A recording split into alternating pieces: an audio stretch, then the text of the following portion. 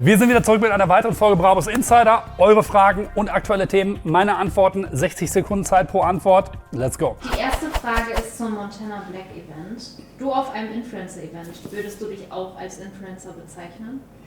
Würde ich mich als Influencer bezeichnen? Erste Frage. Schon kein Bock mehr. Läuft jetzt der Timer schon? Ja. Der Timer läuft jetzt. Der Timer läuft. Oh, Influencer. Ich habe mich entschieden vor einigen Jahren, gemeinsam mit dem Team, dass es Sinn macht, dass ich Brabus auch mit meinem Namen und meinem Gesicht in der Öffentlichkeit vertrete. Alter! Ich bin ein bisschen angespannt. Alter, ist das geil, ey. Das, glaube ich, ist jetzt nach, ich sag mal, jetzt 6 Jahre vorgespult und sicherlich auf Insta, YouTube, TikTok etc. 2-3 Jahre vorgespult, eine, ich glaube, sinnvolle Entscheidung gewesen. Trotzdem sehe ich mich prinzipiell erst einmal als Unternehmer und CEO. Und ob ich ein Influencer bin oder andere oder nicht, sollten dann andere entscheiden, glaube ich. Next. Wie viele Brabus-Fahrzeuge hat Drake in seiner Sammlung? Wie viele Brabus-Fahrzeuge hat Drake in seiner Sammlung? Drake ist interessanterweise vielleicht erstmal für diejenigen von euch, die die Story nicht mitbekommen haben, letztes Jahr habe ich einen Anruf bekommen, dass sich Drake einen Crawler wünscht. Und das alles kann ich erzählen, weil er natürlich dankenswerterweise auch dieses Auto mit sich selber inzwischen mehrfach gepostet hat. Als allererstes Mal in Richtung Kanada. Danke fürs Geschäft. Dear Drake, thank you for the business. Das ist eine saukoole Aktion. Wir haben das Auto in sehr, sehr kurzer Zeit fertig gebaut bekommen, haben es innerhalb von einem Monat nach Kanada verschifft. Pünktlich zu seinem Geburtstag, weil er sich das selber zum Geburtstag schenken wollte. Er ist schon lange Kunde. Ich weiß jetzt auf Anhieb von 2 bis 3 Autos. Allerdings freue ich mich natürlich auf alles, was in der Zukunft noch kommt. Die nächste Frage ist zu Boot Düsseldorf. Wie lief die erste Weltpremiere des Jahres? Wie lief die erste Weltpremiere des Jahres? Also jetzt haben wir im Moment, heute, wo wir dieses Video für euch drehen, ist es April und es ist Wahnsinn, wie die ersten 4 Monate schon wieder rumgeflogen sind in 2024. Ich habe wieder mal das Jahr angefangen und habe mich gefragt, um Gottes Willen, was machen wir denn dieses Jahr bei der Signature Night?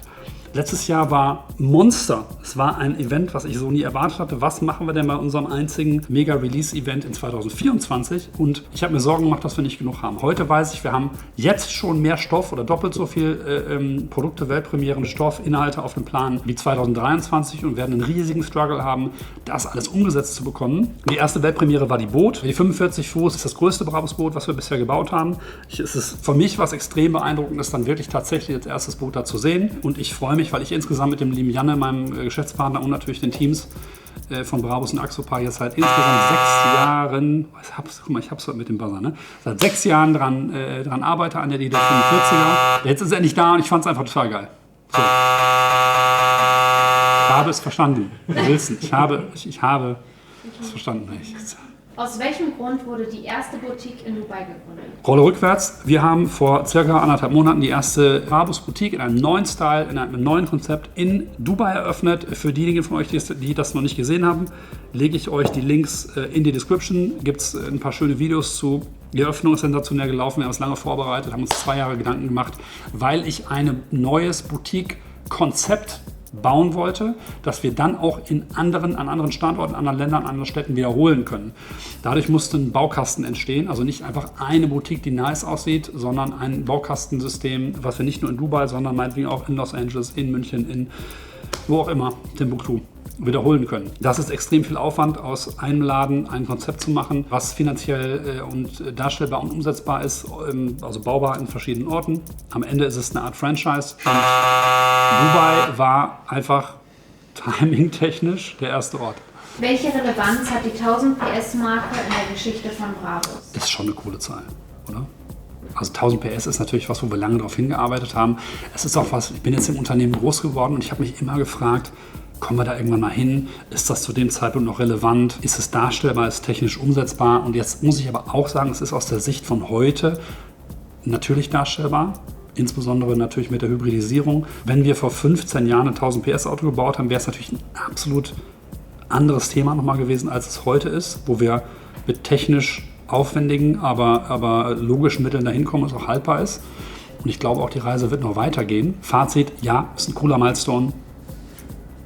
Hält uns aber nicht davon ab, jetzt auch weiterzumachen. Was denkt ihr denn über die 1000 PS, liebe Leute da draußen? Schreibt es mir in die Kommentare oder auch gerne in die DMs bei Instagram. let me know. Die Frage ist zur Formel 1 in Saudi-Arabien. Wie war das Formel 1-Erlebnis dort für dich und kannst du dir vorstellen, dass die Formel 1 auch irgendwann für Brabus selbst interessant sein könnte? Erstens, ich habe mich total gefreut, dass ich es jetzt gemeinsam mit Milena geschafft habe, da hinzufahren. Ich wollte letztes Jahr schon zum Grand Prix nach Jeddah fliegen, habe es terminlich einfach nicht hinbekommen. Habe damals aber demjenigen, der uns eingeladen hat, gesagt, okay, wir kommen, machen wir nächstes Jahr, haben wir auch geschafft, waren da. Es war ein saucooles Event und zwar nicht nur, um die Formel 1 zu erleben, sondern um wirklich mal Saudi-Arabien live zu erleben. Es ist ein Land, über das extrem viel gesprochen und diskutiert wird und ich bin immer der Überzeugung, es selber zu sehen, sich selber einen Eindruck zu verschaffen, ist immer der beste Weg. Das Formel 1-Rennen an sich war beeindruckend. Wir haben aber auch bei der Gelegenheit mal Jeddah erleben dürfen, haben eine saubere, wirklich gute Führung bekommen durch Jeddah Old Town und einige andere Stellen. Und ich ganz viele Geschäftspartner treffe, ist es etwas, was für uns was für Brabus in Zukunft relevant werden wird in der Form, dass wir selber in der Formel 1 mitfahren? Ehrlich gesagt, nein, ist nicht unser Ziel. Brabus ist keine Rennsport-Company, wir sind eine Luxusbrand und bleiben das auch. Wieso habt ihr jetzt erst euren Namen zu @Brabus geändert und welche Auswirkungen könnte dies deiner Meinung nach haben? Sehr gute Frage, ist nämlich was gerade brandneu ist und wo ich gerade unheimlich viele Nachrichten zu bekomme. Wir haben alle unsere Kanäle jetzt endlich unter dem Namen Brabus, also alle Markenkanäle, tatsächlich nur noch unter dem Namen Brabus auf YouTube, auf Insta, auf TikTok. Und die Änderung, die gerade in der Frage gemeint war, betrifft insbesondere Instagram. Da hießen wir vorher @TheOfficialBrabus, heißen jetzt nur noch @Brabus. Meine Kanäle, die alle parallel laufen, indem ich euch einen Einblick ins Unternehmen gebe, laufen alle weiterhin unter dem Namen Konstantin Brabus, auch auf TikTok, Insta, YouTube. Die Namensänderung auf Insta war eine echt langwierige Nummer. Wir haben jetzt insgesamt ich würde sagen, Dennis sitzt hinter der Kamera anderthalb Jahre damit beschäftigt. Extrem kompliziert, haben uns mit diversen Leuten und auch mit Meta direkt auseinandersetzen müssen. Sind da zum Glück supported worden und haben jetzt endlich den Namen @Brabus, was ich persönlich super clean und super cool finde. Nicht so viele Leute einfacher macht, uns zu finden. Welche Videos allgemein haben dir in letzter Zeit am besten gefallen? Meine Lieblingsvideos der letzten Zeit. Ich glaube, es gibt ein paar, die mich auf ganz unterschiedliche Weise inspiriert haben. Erstens ganz klar der Tim Gabel Podcast. Ich war vor einiger Zeit, denn es waren ungefähr 2 Monaten, waren wir bei Tim Gabel. 3 Stunden Konversation, sehr, sehr interessanter Podcast über alle möglichen Themen. Ich fand es spannend, kam auch von euch viel Nachlauf, viele Fragen, viele interessante Konversationen. An der Stelle vielen, vielen Dank, Tim. Zweitens war ich zu Gast bei Intest beziehungsweise PwC beim Unternehmer des Jahres oder Unternehmererfolgsforum. Dabei ist ein Video rausgekommen von dem Vortrag, was heißt, was klappt, was ist, wenn es klappt oder auch nicht. Oder auch wunderschön im Thumbnail, nimm dein Scheißgeld und flieg zum Mond. Die Geschichte, wie ich mit meinem Vater gemeinsam zusammengearbeitet habe, mit allen Höhen und Tiefen. Auch da sensationell viel Feedback von euch, unglaublich viel Austausch danach. Vielen Dank dafür. Und dann vielleicht ein letztes noch, der Dubai-Blog zur Eröffnung der neuen Boutique, muss ich sagen, war auch ein wirklich cooles Event, wirklich spannende Reise. Und für mich freut es dann auch immer, dass wir sowas auf Video haben. Einfach, weil es ja auch so eine Art Videotagebuch ist und ich mir das ja auch in 15 Jahren nochmal anschauen kann. Ihr nervt da hinten mit eurem Buzzer. Ist ja wirklich furchtbar. Nein, das sind meine Top 3 Videos der letzten Zeit. Was sind eure? Schreibt es mir in die Kommentare. Let me know. Abgesehen davon, wenn ihr uns auf einem dieser Kanäle noch nicht folgt, dann tut mir den Gefallen, tut uns den Gefallen. Wir geben uns extrem viel Mühe mit dem Content. Bitte abonniert den YouTube-Kanal. Bitte abonniert uns auf Insta und auf TikTok. Und dann seht ihr mich wie immer im nächsten Brabus Insider.